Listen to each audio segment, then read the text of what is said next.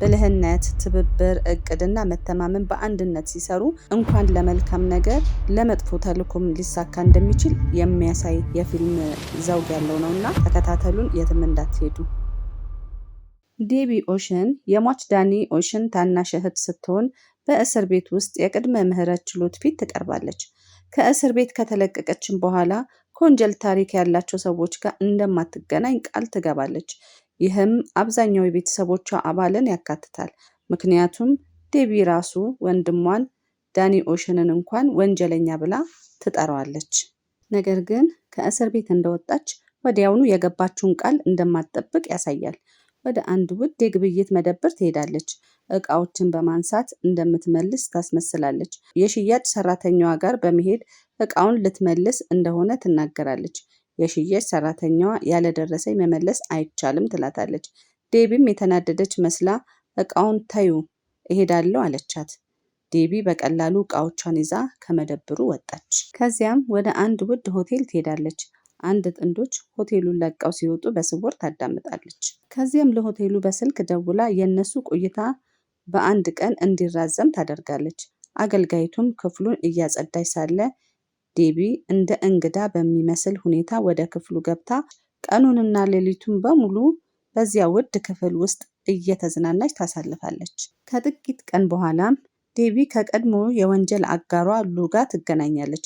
በእስር ቤት ውስጥ ሳለች ያቀደችውን ታላቅ የስርቆት እቅድ ታስረዳታለች።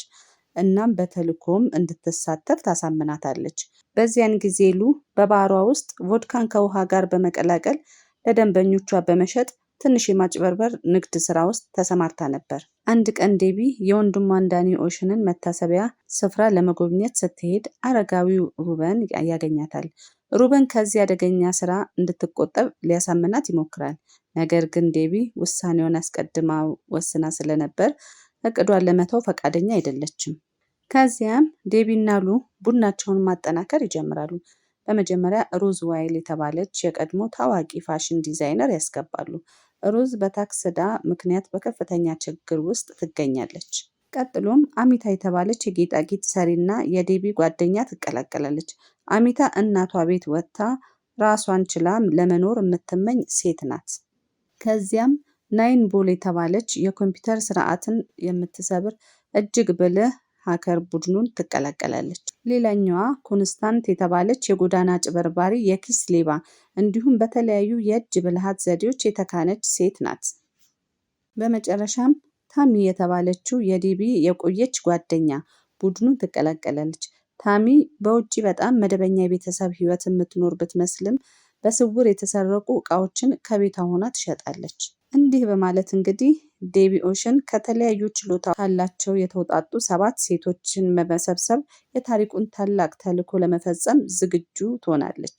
ቀጣዩ እርምጃቸው $150 ሚሊዮን የሚያወጣውን የካርቲየን አልማዝ ሐብል ከኒውዮርክ ከተማ በየዓመቱ በሚካሄደው የፋሽን ዓለም ታላቅ ዝግጅት ሜት ጋላራ ላይ መስረቅ ነበር። የእቅዳቸው ዋና ክፍል ታዋቂዋ ተዋናይን ዳፍኒ ክሉገርን መጠቀም ነው። ዳፍኒ በውጭ ስትታይ ራሷን ብቻ የምታስብ ትዕቢተኛና ብዙም ብልህ ያልሆነች ተዋናይ ትመስላለች። ዴቢ ለዛ ነው የስርቆቱ አካል እንድትሆን ያቀደችው። ቡድኑ በዘዴ ዳፍኒ ሩዝ ዋይልን እንደ ፋሽን አማካሪ እንድትመርጥ አደረጋት። ከዚያም ሩዝና አሚታ ወደ ካርቲየን ሄደው ዳፍኒ ቱሳንን ሐብሉ በሚጋጋላ እንድትለብሰው የማሳመን ስራ ይሰራሉ። በተመሳሳይ ጊዜም ሐብሉን በዲጂታል መንገድ በስውር ይቃኙታል። ከዚያም በኋላ ከዚኮን የተሰራ ተመሳሳይ ቅጂ እንዲዘጋጅ ያስችላቸዋል ማለት ነው። በሌላ በኩል ናይት ቦል የሙዚየሙን የደህንነት ካሜራ ማየት የማይቻልበት አይነት ስውር ቦታ ለመፍጠር ትሰራለች። ታሚ ደግሞ በፋሽን መጽሔቱ ቮግ ውስጥ ጊዜያዊ የማስተባበሪያ ስራ በማግኘት የዝግጅቱን የመቀመጫ እቅድ ታገኛለች። እንዲሁም ሉ በዝግጅቱ ላይ እንደ ምግብ አማካሪ እንድትቀጠርም ታደርጋታለች። በዚህ መካከል ዴቢ የቀድሞ ፍቅረኛዋ ክላውድ ቤከርን ታገኘዋለች። ክላውድ ከዴቢ ጋር በኪነ ጥበብ ማጭበርበር ወንጀል ውስጥ ሲሳተፉ ለፖሊስ አሳልፎ የሰጣት ሰው ነበረ። ይህም ዴቢ እንድትታሰር ምክንያት ሆኖ ነበረ። ስለዚህ ዴቢ በውስጧ የበቀል ፍላጎትም ነበረባት። ዳፍኒም ክላውድን እንደ እንግዷ ወደ ሜት ጋላ እንድትጋብዘው በዘዴ አሳመነቻት። ሉ የዴቭን እውነተኛ ዓላማ ተረድታለች። ይህ የስርቆት እቅድ በከፊልም በክላውድ ላይ የበቀል እርምጃ እንደሆነ ተገንዝባለች። ነገር ግን ዴቢ ሁሉን ነገር በእቅዱ መሰረት እንደሚሆን አረጋግጣላታለች። ከዚህ ሮዝ በእቅዱ ውስጥ አንድ ትልቅ ችግር ታገኛለች። ቱሳን ሀብል ከአንገቷ ሊወገድ የሚችለው በካርቲየር ጠባቂ ብቻ በሚያዙ ልዩ ማግኔት ነው። እቅዱ እንዳይፈርስ ናይል ቦል እህቷን ቬሮኒካን ትጠራታለች። እሷም ተመሳሳይ ማግኔት እንድትሰራላት ትጠይቃታለች። የሜት ጋላ ምሽት በመጣ ጊዜ እቅዱ ወደ ተግባር ይለወጣል። ሉ በዳፍኒ ሾርባ ውስጥ የሆድ መታመም የሚያስከትል ነገር ትጨምራለች። በዚህ ምክንያትም ዳፍኒ ወደ መጸዳጃ ቤት ትሮጣለች።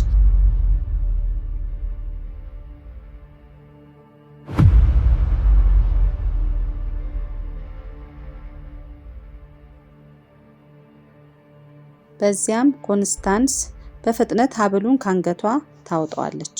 ሀብሉ እንደጠፋ ሲታወቅ ሙዚየሙ በሙሉ ይዘጋል። ሁሉም እንግዶች ይፈተሻሉ። በዚህን ጊዜ ታሚ የዚኮርኑን ቅጂ ሀብል አግኝተዋለች ብላ ታቀርባለች። ይህም ፍተሻው እንዲቆም ያደርጋል።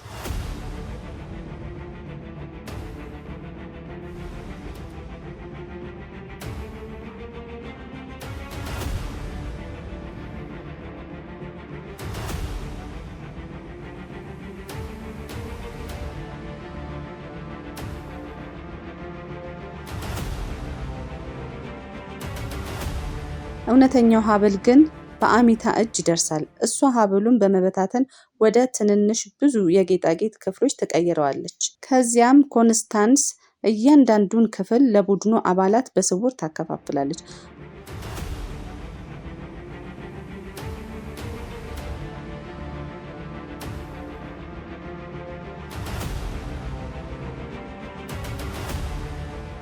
አንድ እውነተኛ አልማዝ ደግሞ በክላውድ ቤከር ላይ በስውር ይቀመጣል። ከዝግጅቱ በኋላ ቅጂው ሀብል ወደ ካርቴንስ ሲመለስ ሐሰተኛ መሆኑ ይገኛል።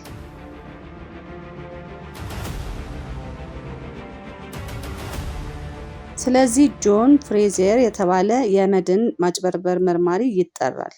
እሱም ከኦሽን ቤተሰብ ጋር ቀደም ሲል የነበረው ታሪክ ስላለው ዴቢን ይጠራጠራታል። ነገር ግን በቪዲዮ ምስሎች ውስጥም ዴቢ በጥንቃቄ ያዘጋጀችውን ፍጹም ማስረጃ ያደርግላታል። ስለዚህ ሊከሷት አይችሉም። ዴቢ ለፍሬዚየር ሀብሉ የት እንዳለ እንደማታውቅ ትነግረዋለች። ከዚህ በኋላ የፊልሙ ትልቅ ድንገተኛ ምስጢር ይገለጣል። ዳፍኒን ክሉገርን ከቡድኑ ጋር ትገናኛለች። እነሱ ሲያዩዋት ይደነግጣሉ። እሷም ከመጀመሪያው ጀምሮ ስለ ስርቆቱ ታውቅ እንደነበር ትናገራለች። በሰዎች ፊት የምታሳየው የሞኝነት ባህሪ ተውኔት ብቻ እንደነበረ ይገለጣል። እሷም መጀመሪያ ሮዝ በምታደርገው ደካማ ትወና ምክንያት እቅዱ ገና ቀድማ ተረድታው እንደነበረ ትናገራለች። ዳፍኒ ስለ እቅዱ እንዳወቀች ሲታወቅ ዴቢና ሉ እሷን በቡድኑ ውስጥ እንድትካተት ያደርጋሉ። ምክንያቱም ለፖሊስ አሳልፋ እንዳሰጣቸው። በምላሹ ከስርቆቱ ትርፍ የሚገኘው 8ኛ ድርሻ እንድታገኝ ትጠይቃለች። ከስርቆቱ በኋላ ዳፍኒ ክሉገር ክላውድ ቤከርን ለፍቅር ምሽት ለጉብኝት ትሄዳለች። በዚያም በሜት ጋላ ዝግጅት ወቅት ዴቢ በስውር በቤከር ላይ ያስቀመጠችውን እውነተኛ አልማዝ ታገኘዋለች። ዳፍኒ የአልማዙን ፎቶ አንስታ ለመርማሪው ጆን ፍሬዚየር ትልካለች። ይህም ፍሬዚየር ክላውድ ቤከርን ለማሰር የፍርድ ቤት ፈቃድ እንዲያገኝ ያስችለዋል። ዴቢ በቤከር ላይ ያዘጋጀችውን ወጥመድ ከዚህ በላይ ታጠናክራለች። የቱሳን ሀብሉ ክፍሎች በሀብታም አሮጊት ሴቶች መልክ ለተሸፈኑ ተዋናዮች ትሸጣለች። እነሱም ጌጣጌጦቹን ለሌሎች በመሸጥ የሚገኘውን ገንዘብ በክላውድ ቤከር ስም ወደ ተከፈተው የባንክ ሂሳብ ያስገባሉ። በዚህ ምክንያትም ሁሉም ማስረጃዎች ቤከር ላይ ይደርሳሉ። እናም በመጨረሻ በፖሊስ ይያያዛል። ከዚህ በኋላ 8ቱም ሴቶች ድላቸውን በደስታ ያከብራሉ። በዚህ ጊዜ ግን ዳፍኒ አንድ ጥያቄ ትጠይቃለች። ከአንድ ሀብል ብቻ እንዴት ይህን ያክል ብዙ ገንዘብ ልታገኙ ቻላችሁ? በዚህ ጊዜ ሉ እውነተኛውን ምስጢር ትገልጣለች።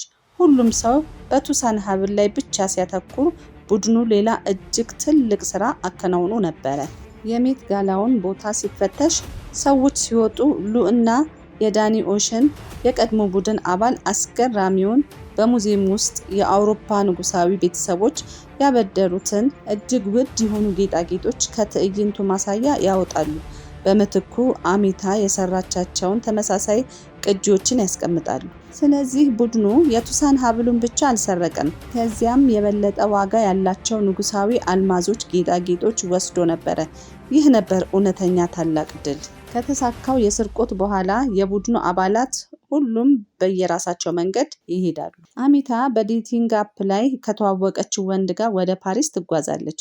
ሮዝዋይልም ሁሉንም ዕዳዎቿን ትከፍላለች እና የራሷን ልብስ መደብር ትከፍታለች። ኮንስታንስ ትልቁ የመኖሪያ ቤት ትገዛና ታዋቂ ዩቲዩበር ትሆናለች። ታሚ የተሰረቁ ዕቃዎችን የመሸጥ ንግዷን ታሰፋለች። ናይል ቦል የመዋኛ ገንዳ ያለው ባር ትከፍታለች። ዳፍኒ ክሉገር ከተዋናይነት ወደ ፊልም ዳይሬክተርነት ትሸጋገራለች። ሉ አገር አቋራጭ የመኪና ጉዞም ትጀምራለች። ዴቢ ኦሽን ወደ ወንድሟ ዳኒ ኦሽን መቃብር ትመለሳለች። ማርቲኒ መጠጥ በእጇ ይዛ ለወንድሟ ክብር ትጠጣለች። በዝምታ ተቀምጣ ስኬቷን ታስታውሳለች። ይህ ለዳኒ ኦሽን እና ለኦሽን ቤተሰብ ትልቅ ሰላም የሚሰጥ የፊልም የመጨረሻ ትዕይንት ነው።